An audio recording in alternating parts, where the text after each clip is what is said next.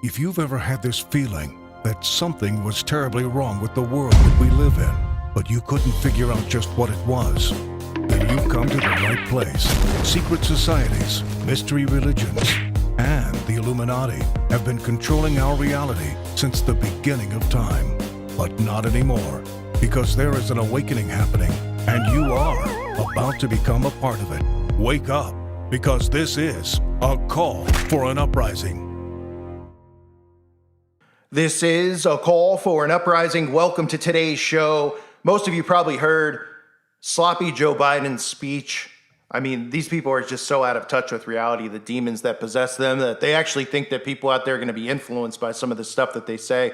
In fact, it's actually making more people arm themselves. It's having the reverse effect, just like the outbreak has had. More and more people are becoming aware that the government has indeed turned on the people. They see that with inflation. They see that with the food shortages. They're starting to realize that this is being done on purpose. Unfortunately, it's probably too late to do anything about it because these people have their underground bunkers built, and when they decide to pull the plug on the grid, there's nothing anybody's really going to be able to do except try to survive that time period and come out on the other side. But anyway, all of these events that the CIA has been creating, which again, does anybody ever question what the CIA does? They're like, the CIA is there protecting us. They run the NSA, which spies on you, which they openly admit to. And then, they're spying on everyone. They're doing all this stuff. And it's like, if I posted a video or did a YouTube video and I said something threatening, I'm sure they'd be at my front door. But then when these events occur, how convenient that the FBI and the CIA never jump in to stop these events from occurring, because they're the ones who are monitoring all the behavior on the internet. And if the guy in Texas was supposedly doing all the things that he was doing online, wow, and the guy in Buffalo, wow, nobody was able to just jump in there and do something about it. Instead, what do? They just automatically blame the Bang Bangs. And why did they do that? Because that's the whole point of them creating the events, because they're the ones behind it. They don't want people to think that deep. And the only ones they want to blame are the police, because they want to get rid of the police. And most of the police are on board with that, because police are just going to switch uniforms. A lot of these Freemasonic police officers, they're not going to lose their jobs. People are like, oh, they're not in on it, the cops, even though they're Freemasons. They're just going to switch uniforms. They're going to be in military garb. They've been trained for this. They know what's coming. It doesn't mean every single officer. I'm sure there's lower level officers that haven't been indoctrinated yet or initiated yet, but that's what it's about. That's why the fraternal order, police order exists. I've covered it in the past. But anyway, Joe's talking about what to do with the Bang Bangs. Now, this to me is a sign that these guys are scared to death. We have Biden and Trudeau. All of a sudden, in the same week, they are calling for gun bans. Now, we have a freeze in Canada, which I covered last week, or a couple days ago, where they're freezing purchases or selling of handguns, and they're confiscating guns and all this type of ridiculous crap, which, I mean, is this not tyrannical? Is this not a dictatorship over there? Anybody worried about it? Apparently not. They're trying to do the same thing here in America, but they are not going to get what they want, and it's not because Republicans are going to stop it. It's because regular civilians, there's so many people who are armed, are not giving up their guns. So what they're going to do, again, is pass mental health orders and red flags and all this other crap. And what that's going to do is give them the right to give people tests that they deem whether someone's mentally healthy or mentally unhealthy. Now, of course, they'll say that somebody's mentally healthy who wants to cut off their penis and be opposite sex and have a relationship with an airplane or a relationship with a fire hydrant. That'll be mentally healthy. What'll be mentally unhealthy will be people who question the government. People who actually critically think. They'll just say, oh, they believe in they wear tinfoil hats. They think 5G is scary. Actual people who know what's going on and are smart, but they deceive everyone into thinking we're idiots. When in reality, these other people aren't even living at this point. They're just on cruise control. So there's some of the things that Biden talked about, grabbing the assault rifles again, which is a common theme. And of course, pleading to people, how many more of these events do we have to go through? Well, I don't know, Joe. How many more events is the CIA going to create? That's the answer to your question. For God's sake, how much more carnage are we willing to accept? How many more innocent American lives must be taken before we say enough, enough? I know that we can't prevent every tragedy, but here's what I believe we have to do. Here's what the overwhelming majority of American people believe we must do. Here's what the families in Buffalo and Uvalde in Texas told us we must do. We need to ban assault weapons and high-capacity magazines. And if we can't ban assault weapons, then we should raise the age to purchase them from 18 to 21. Strengthen background checks, enact safe storage law and red flag laws. Repeal the immunity that protects gun manufacturers from liability. Address the mental health crisis, deepening the trauma of gun violence and as a consequence of that violence. These are rational, common sense measures. Here's what it all means. It all means this. We should reinstate the assault weapons ban on high-capacity magazines that we passed in 1994 with bipartisan support in Congress and the support of law enforcement. 9 categories of semi-automatic weapons were included in that ban, like AK-47s and AR-15s. And in the 10 years it was law, mass shootings went down. But after Republicans let the law expire in 2004, and those weapons were allowed to be sold again, mass shootings tripled. Those are the facts. A few years ago, the family of the inventor of the AR-15 said he would have been horrified to know that its design was being used to slaughter children and other innocent lives instead of being used as a military weapon on the battlefields as it was designed. That's what it was designed for. Enough. Enough. We should limit how many rounds a weapon can hold. Why in God's name should an ordinary citizen be able to purchase an assault weapon that holds 30-round magazines that let mass shooters fire hundreds of bullets in a matter of minutes? The damage was so devastating in Uvalde, parents had to do DNA swabs to identify the remains of their children. 9 and 10-year-old children. Enough. We should expand background checks to keep guns out of the hands of felons, fugitives, and those under restraining orders. Stronger background checks are something that the vast majority of Americans, including the majority of gun owners, agree on. I also believe we should have safe storage laws and personal liability for not locking up your gun. The shooter in Sandy Hook came from a home full of guns.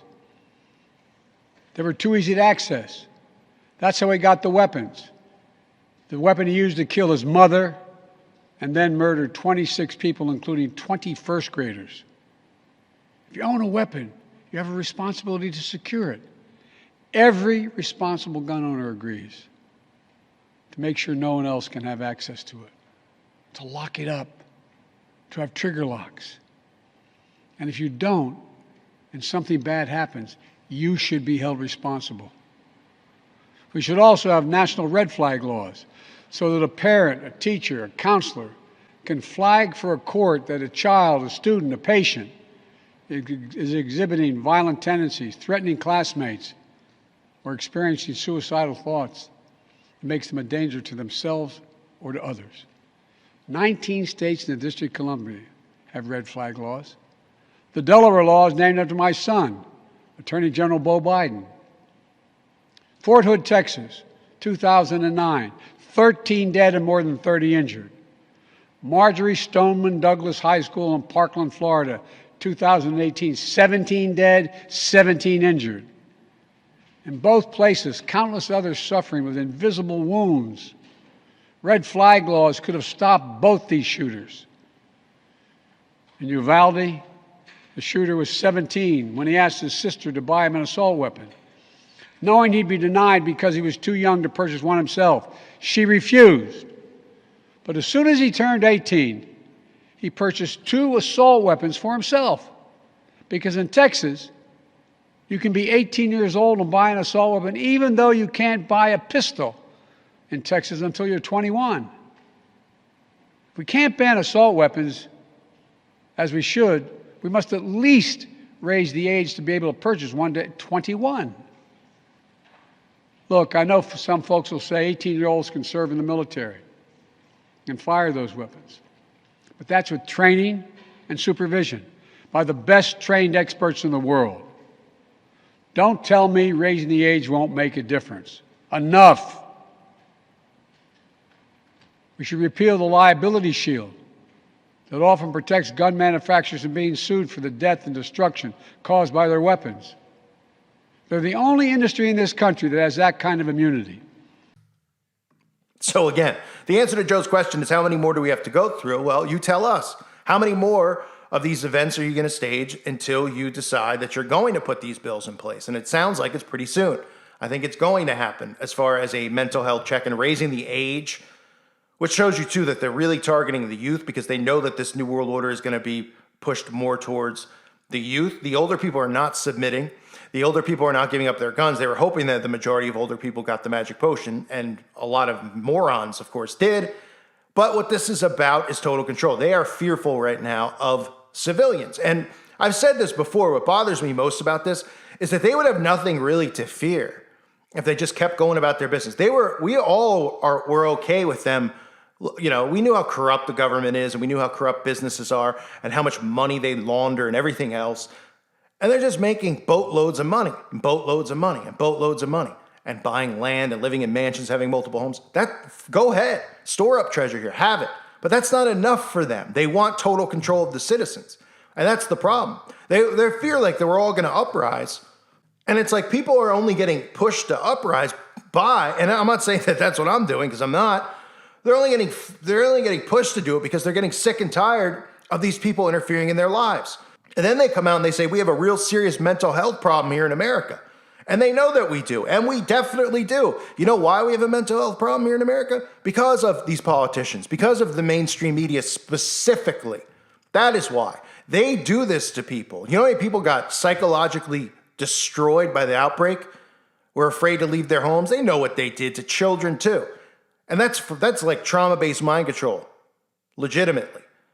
What they've done to people with that. Then on top of it, you have the left and the right, and you have, the LG, all these people, and they've told them that they're so oppressed and they're so hated, and they've riled them up. And all these things that they've done, they've created massive mental health problems in this country. Now, they know that and they love it.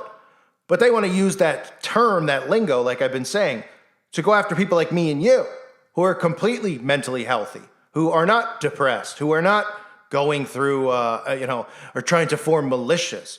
But what they want to be able to do is track what you're doing, track the websites you visit, track all this stuff in your background tests, and then be able to say, nope, you can't have one. And in fact, it's going to go further than that. I can guarantee you, because once that gets passed, which it will, because a lot of states already have mental health things in place in the, when they fill out paperwork for it. Once that's in place, they'll probably create another event. And then they'll say that the people at the event already own guns before this bill was passed. And then they'll loosely just go, all right, well, at this point, why don't we just do background checks on the people who already have them? Make them go in and take a test. And if we deem that they aren't mentally healthy, they have to forfeit their guns. That's the point of this. That's what they want to do. They're not going to be able to unarm everyone. They're aware of that. They're not stupid. They're not sitting there going, we're going to get them all from every single person. And these people know what's going on. It's their game. They caused the problem. They know what the reaction is going to be, and then they have the solution. So by doing this, they can now target people that they deem to be long-term threats to them, which are people like me and you, even though we're not really threats to them. We don't want them on our property. They're not taking us into FEMA camps. They are not quarantining us. They are not, certainly aren't giving us the mark, things like that. But they want total control of people like us, because we're the ones they want to bring in. They don't want us to have voices anymore. And they know, as they censor free speech, that people like me and you aren't going to shut up and sit down or bend over. And like I've said, they're going to have to cut my head off to do that, because I will talk wherever they do. They take me off the internet completely, which is impossible. Or if they take me off, people are like, oh, ban, call for an uprising IP address. All right, I'll go to a library. All right, what are you going to do, ban the library? I'll go to another place. I'll go to someone else's house. Yeah, they know they can't do that. So they're like, oh, we'll throw them in jail. Go ahead. I'll talk to all the prisoners. I'll talk to the prison guards. Maybe put me in solitary confinement. All right.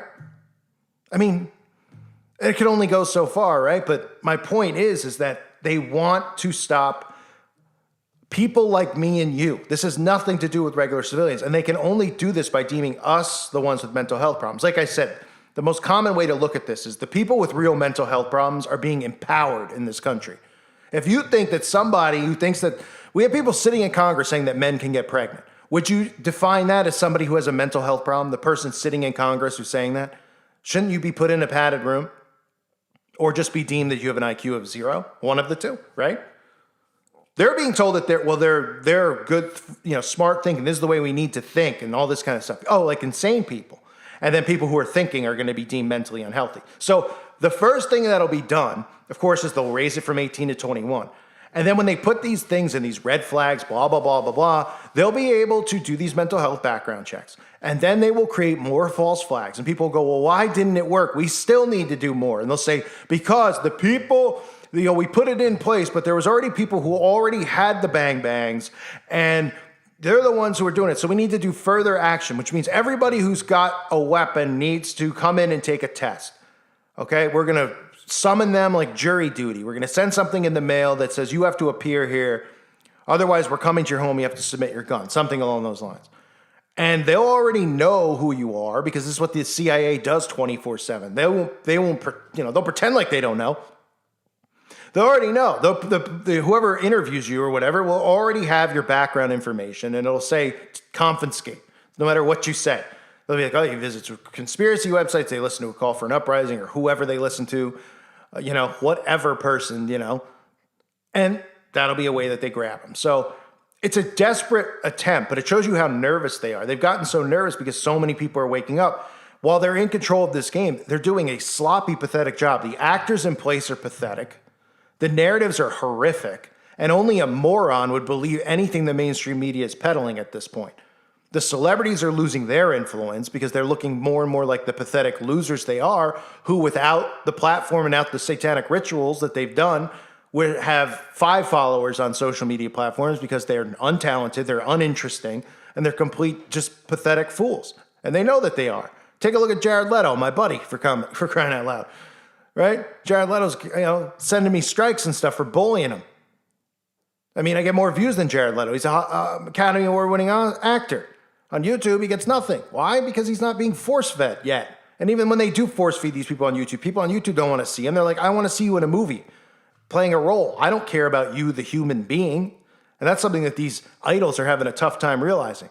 That people care about them in movies because they think that they're talented and want to see them pretend to be someone else. But in their real life, nobody gives a crap about their opinion on anything. Same with the athletes, LeBron James, etc. Right? Nobody cares what they have to say. Oh, LeBron James is tweeting, throw the ball in the hoop, okay? And they're like, no, that's racist that you're not letting me speak. Well, you could speak all you want, but nobody gives a crap about your politics because we all know you're bought and paid for, buddy. Okay? Simple as that. As you're driving around in your Rolls Royce and you're holding up your fist and doing all this stuff. You're a hypocrite. They all are.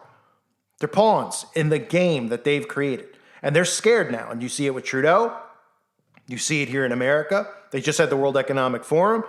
They are coming, and is it irony that this is happening at the same time? Trudeau's the puppet of the World Economic Forum. Funds, pays Canadian tax money goes into the World Economic Forum. If you didn't know, you can research it yourself. Tax money, the taxpayers are giving donations over there. And then he puts on a freeze right after the event.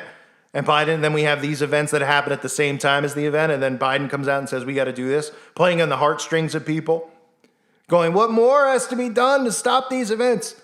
I don't know, Joe, but I know that you know. So ask the CIA what's on their calendar, because we'll find out what's next and see how many more they need to do before you guys pass the bill you're already going to pass, because it's all a show. It's smoke and mirrors.